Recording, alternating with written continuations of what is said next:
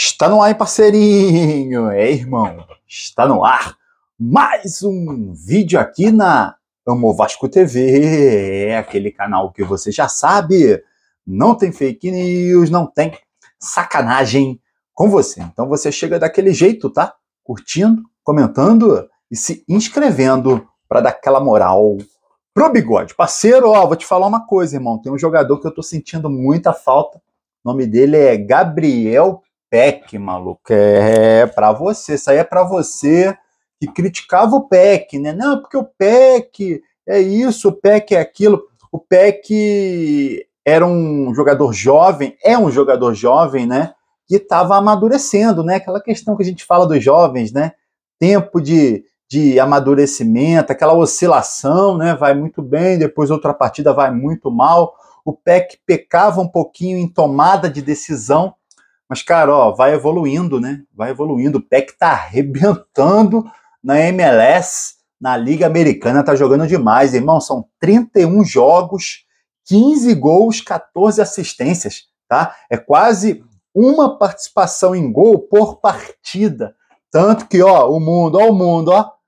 O Catar e a Arábia, irmão, já estão de olho para levar o Peck, tá? Tanto o Catar quanto a Arábia já estão de olho e deve surgir proposta para levar o jogador. Surgindo proposta, você sabe, ó, pinga, né?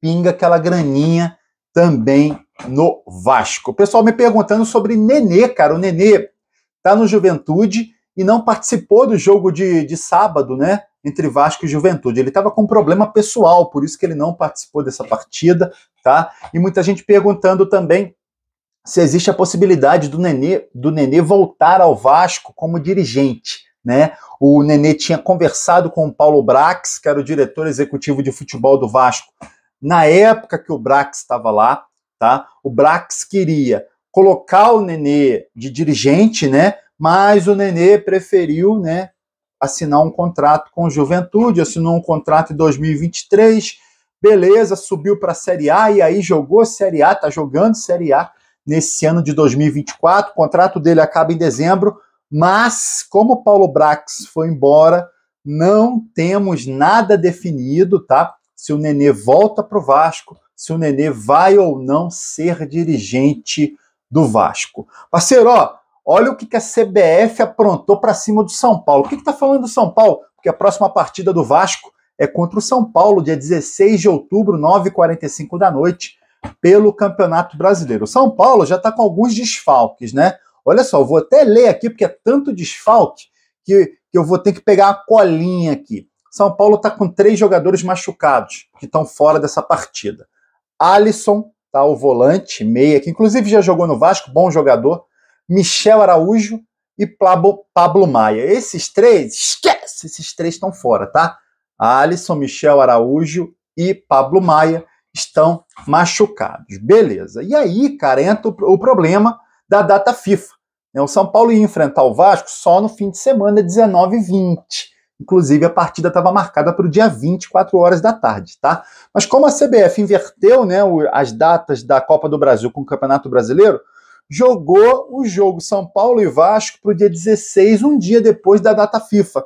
E aí o São Paulo está com Bobadilha convocado, tá? Deve ficar fora dessa partida contra o Vasco. O Lyons deve ficar fora também dessa partida contra o Vasco. E o Ferrarese também deve ficar fora dessa partida contra o Vasco. Além disso, ó, 3 jogadores machucados, mais 3 jogadores que vão estar nas seleções, tá? Dentro da data FIFA. E aí tem mais 2 jogadores que estão suspensos. O André Silva, que inclusive foi especulado no Vasco na época do Ramon Dias. O Ramon Dias pediu essa contratação e o Alexandre Matos não contratou, acabou trazendo o Cleiton, né, no lugar.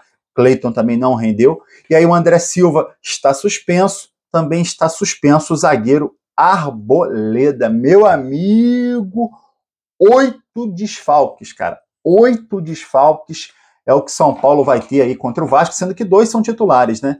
O Arboleda é titular na zaga e o Bobadilha é titular no meio de campo. A CBF foi favorecer Flamengo e Atlético Mineiro, acaba prejudicando outros clubes. São Paulo é um deles que vai ser prejudicado aí nessa antecipação de rodada no Campeonato Brasileiro. Parceiro, falando em rodadas, ontem eu passei para vocês, né, os próximos 10 jogos do Vasco, cravei com vocês aí 16 pontos, acredito que o Vasco chega ali na casa dos 53 pontos, 53 pontos dificilmente vamos conseguir chegar à classificação para a Libertadores, mas 53 pontos classifica tranquilo para uma Sul-Americana, e aí o Vasco, né, no ano que vem, jogará uma competição internacional, o que é muito importante. Importante para a marca do clube, importante também para os cofres do clube, porque entra uma graninha boa na participação desses torneios sul-americanos. Próximos jogos, depois de São Paulo, irmão, tem 2 jogos, cara, que, ó, esquece, tem que vencer, maluco.